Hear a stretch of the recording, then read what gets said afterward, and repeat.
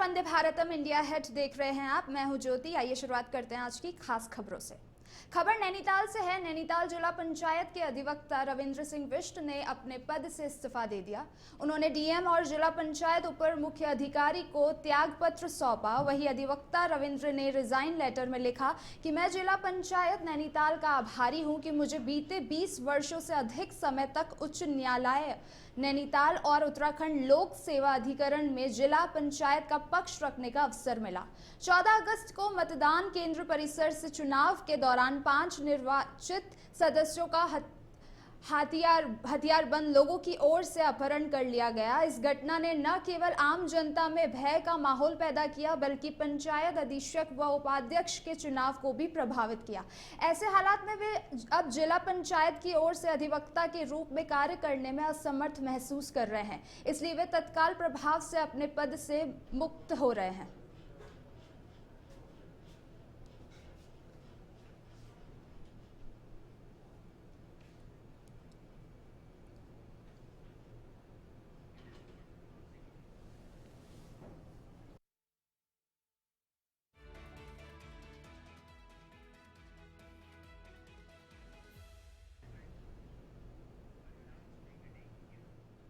खबर उधम सिंह के नगर से है, जहां बाजपुर में है, जहां सुप्रीम कोर्ट के आवारा कुत्तों पर सख्त आदेशों के बावजूद उधम सिंह नगर जिले के बाजपुर में कुत्तों का आतंक लगातार बढ़ रहा है। हालात इतने बिगड़े हैं कि एक ही दिन में लगभग 60 लोगों को आवारा कुत्तों ने काट लिया, जिसके बाद अब जिला चिकित्सालय बाजपुर में मरीजों की भारी भीड़ लग गई। सीएमएस डॉक्टर पीडी गुप्ता ने बताया कि अब तक 68 लोगों को 58 लोगों को रेबीज इंजेक्शन लगाए जा चुके हैं, जो अब तक की सबसे बड़ी संख्या है। वहीं एसडीएम अमृता शर्मा ने इस पूरे मामले को गंभीर बताते हुए कहा कि प्रशासन ने टीम को अलर्ट कर दिया और जल्द कार्रवाई की जाएगी। आपको बता दें कि 58 लोगों को रेबीज इंजेक्शन लगाए जा चुके हैं, जो अब तक की सबसे बड़ी संख्या है। वहीं एसडीएम अमृत शर्मा ने इस पूरे मामले को गंभीर बताते हुए कहा कि प्रशासन ने टीम को अलर्ट कर दिया और जल्दी ही कार्रवाई की मांग की है।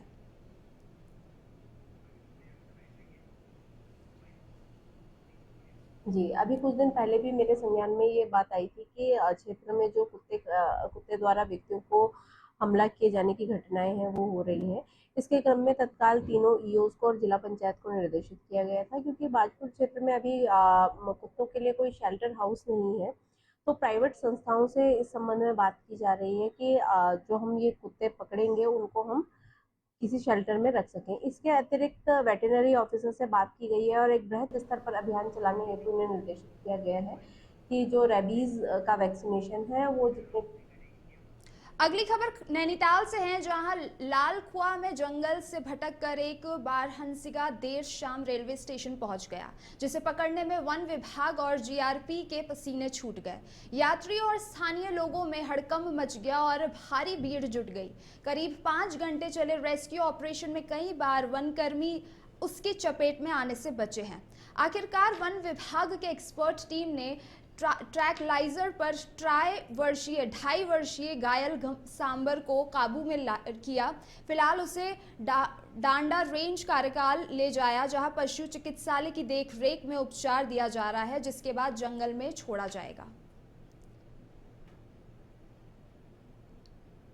एक्सपर्ट टीम ने ट्रायलाइजर के 2.5 वर्षीय घायल सांबर को काबू में किया, जिसके बाद ट्रैंकुलाइजर से 2.5 वर्षीय घायल सांबर को काबू में लिया गया, जिसके बाद रेस्क्यू टीम ने उसे उपचार दिया और जंगल में छोड़ दिया।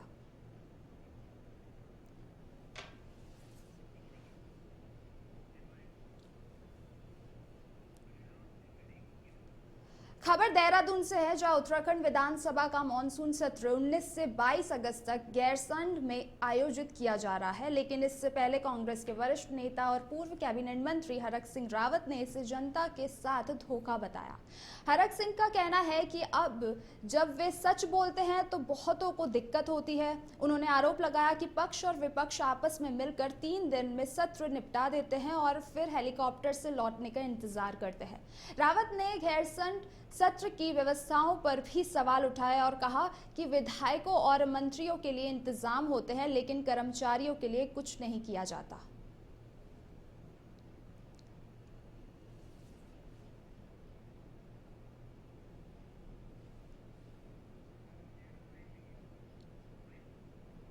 एक चीज मैं मतलब कई बार जब मैं सच बोलता हूँ तो लोगों को तकलीफ होती है, ये मजाक होता है। देखिए, मैं जब खुद भी मंत्री था, चाहे भाजपा सरकार में मंत्री था, चाहे कांग्रेस सरकार में मंत्री था, ये धोखा होता है उत्तराखंड के लोगों के साथ। जब सत्र होता है तो 3 दिन में दोनों पक्ष विपक्ष मिल जाते हैं और फिर शोर शराबा करके और 2-3 दिन के अंदर निपटा देते हैं। सब लोग हेलीकॉप्टर का इंतजार करते हैं कि कब भागे हम लोग।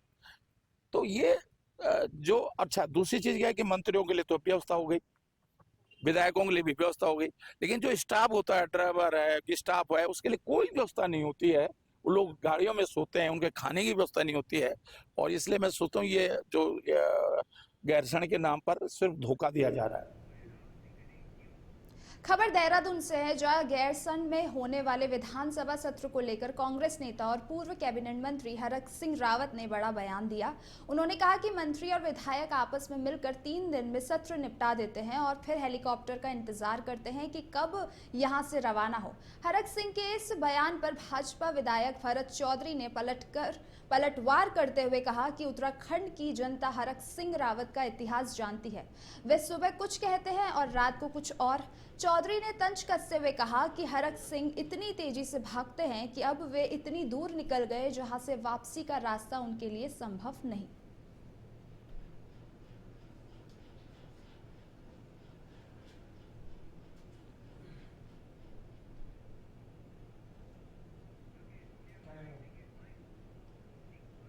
जहाँ तक हरक सिंह जी का प्रश्न है, तो वो उत्तराखंड की राजनीति के एक नगीने हैं। एक रात में वो कुछ कहते हैं, दूसरी सुबह वो कुछ कहते हैं। क्या उनका इतिहास रहा, सारा उत्तराखंड जानता है। और इतनी तेजी से वो भागते हैं कि भागते भागते वो खुद इतनी दूर निकल गए जहां से वापसी का कोई रास्ता।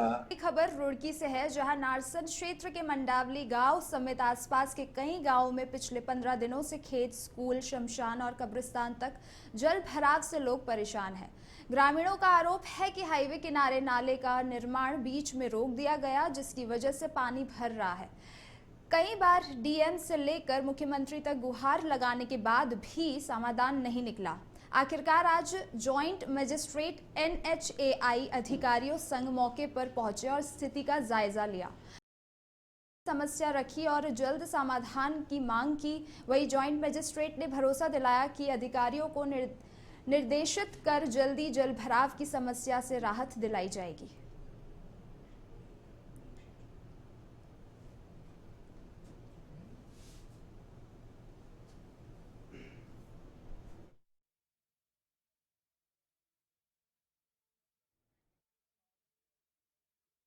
आपका गाँव का हमारा पूरा जगह वाटर टेबल भी बढ़ा है और पानी का निकासी के संबंध में कई जगह पे समस्या है। उसमें बड़ी बड़ी समस्या के दृष्टिगत आज हम मंडावली और नरसन खुर्द के बीच में हुआ इस पानी को निरीक्षण किया गया और हमें ये पता चला कि कई नालियों का सफाई है और नाली का जाने का रास्ता भी नहीं है। उस वजह से स्कूल के आगे भी पूरा पानी भरा हुआ है, आपने भी देखा होगा। वैसे ही उधर का भी हमने ढलान वगैरह देखा है, फिर भी हमें टेक्निकल जांच करना पड़ेगा। आज के लिए हमारा इतना पानी भरा था, उस हिसाब से पानी नहीं है। अभी मैं मिनट्स ऑफ निरीक्षण रिपोर्ट निकालते हुए एक तुरंत हम मीटिंग बुलाएंगे। ऐसा बहुत सारा गांव है रुड़की में, सिर्फ ये दोनों गांव का बीच में नहीं है, कई और भी है। उन लोगों का प्रधान और साथ ही साथ हमारा इरिगेशन, साथ में NHI और पुलिस और प्रशासन के साथ साथ एक मीटिंग बुलाएंगे प्रधान, ताकि हमें इसको निस्तारण के लिए क्या हो सकता है उसका आंकलन बने। मूल समस्या है एनएच का जो ये नाला है इन्होंने यहाँ पे बंद करके छोड़ दिया। इसमें फैक्ट्रियों का पानी आ रहा है जिससे लोगों की फसल भी बर्बाद हो रही है और आगे पानी जाने का कहीं रास्ता नहीं है, तो वो सारा पानी यहाँ भर जाता है। इनका प्राइमरी स्कूल है, कब्रिस्तान है, शमशान घाट है, सारे में पानी भरा हुआ है। ना बच्चे स्कूल जा पा रहे हैं, ना शमशान घाट में कोई एक्सपायर हो जाए तो बड़ी समस्या। खबर रुड़की से है, जहां गंगनहर कोतवाली पुलिस ने दीपक रावत हत्याकांड का खुलासा कर दिया। एसएसपी परविंदर सिंह डोभाल ने बताया कि प्रेम प्रसंग के चलते हत्या की गई। मृतक दीपक से एक युवती शादी करना चाहती थी, लेकिन परिजनों के विरोध के बाद रिश्ता टूट गया और दीपक ने दूरी बना ली। इसी बीच युवती के संपर्क में रहने वाला राजा शर्मा उर्फ सुखविंदर नाराज था और उसने दीपक को कई बार धमकाया। घटना वाले दिन युवती ने बहाने से दीपक को बुलाया, जहां राजा और उसके साथ ही मिले और गंगाहर पटरी पर ले जाकर गला दबाकर उसकी हत्या कर शव फेंक दिया। पुलिस ने आरोपी मोहन सिंह को गिरफ्तार कर लिया, जबकि मुख्य आरोपी राजा शर्मा मुंबई भाग गया था, जिसकी गिरफ्तारी के लिए पुलिस टीम रवाना हो गई है और शव धोलाना थाना क्षेत्र से बरामद हुआ और मामले का खुलासा करने वाली टीम को 2500 का इनाम दिया गया।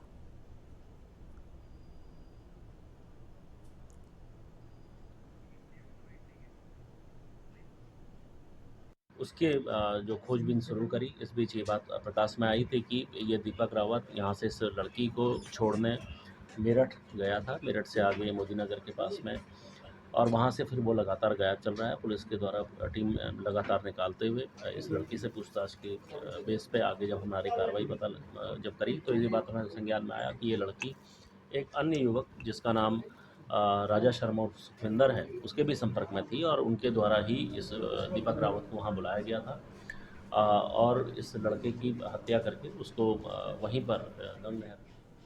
खबर देहरादून से है, जहां डोईवाला में कांग्रेस के स्तरीय पंचायत चुनाव को लेकर निर्वाचन आयोग और सत्ताधारी दल भाजपा पर गंभीर आरोप लगाए हैं। जिलाध्यक्ष मोहित उनियालवाल के नेतृत्व में कांग्रेस कार्यकर्ता डोईवाल तहसील पहुंचे और राज्यपाल को ज्ञापन भेजा। कांग्रेस का आरोप है कि सरकार ने जानबूझकर पंचायत चुनाव में देरी की। नैनीताल में जिला पंचायत सदस्यों का अपहरण हुआ और मतगणना प्रक्रिया में हेरफेर कर आधी रात को गिनती कराई गई। कांग्रेस ने बोताल घाट गोलीकांड का भी जिक्र करते हुए कहा कि प्रदेश के इतिहास में पहली बार बहुबल और धनबल का इस तरह प्रयोग हुआ। कार्यकर्ताओं ने राज्यपाल से मांग की और कहा कि जहां जहां धांधली हुई है वहां वहां चुनाव रद्द कराए जाए और निर्वाचन आयोग को निष्पक्ष कार्रवाई के निर्देश दिए जाए।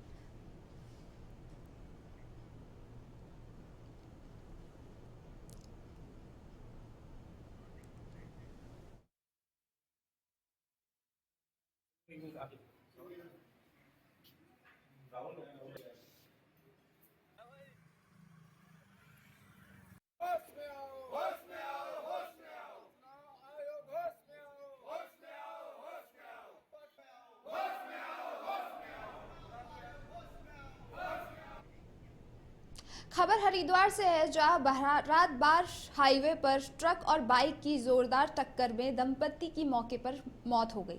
मृतकों की पहचान दीपक और उनकी पत्नी कमलेश के रूप में हुई, जो मूल रूप से मुजफ्फरनगर जिले के साधपुर रोहाना कला गांव के रहने वाले थे। ये दोनों इन दिनों ज्वालापुर लाल मंदिर के पास अपने निजी मकान में रहते थे। बताया जा रहा है कि हादसे के समय दंपति किसी काम से रुकड़ी जा रहे थे और हादसे के बाद ट्रक चालक मौके से फरार हो गया, जबकि पुलिस ने शवों को पोस्टमार्टम के लिए भेज दिया और परिजनों को सूचना दे दी है।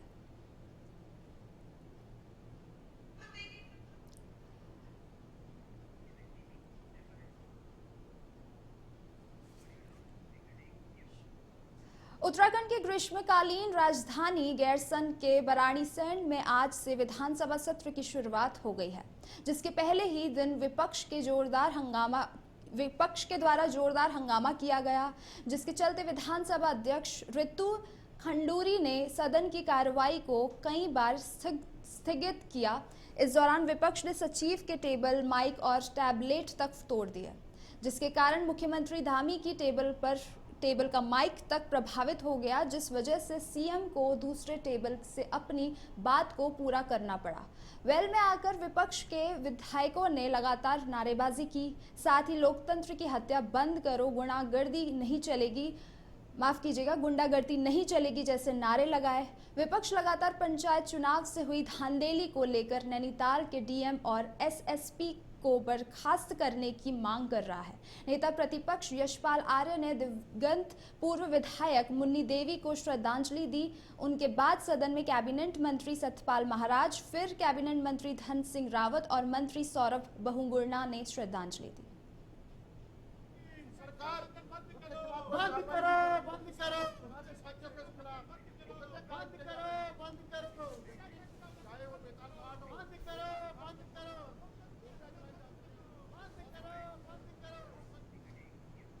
इस बुलेटिन में फिलहाल के लिए इतना ही। देखते रहिए इंडिया हेड। नमस्कार।